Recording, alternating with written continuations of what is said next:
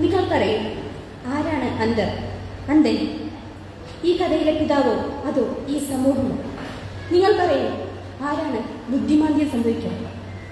ഈ കഥയിലെ കുട്ടിയോ അതോ നമ്മളോ? നന്ദി, നമസ്കാരം.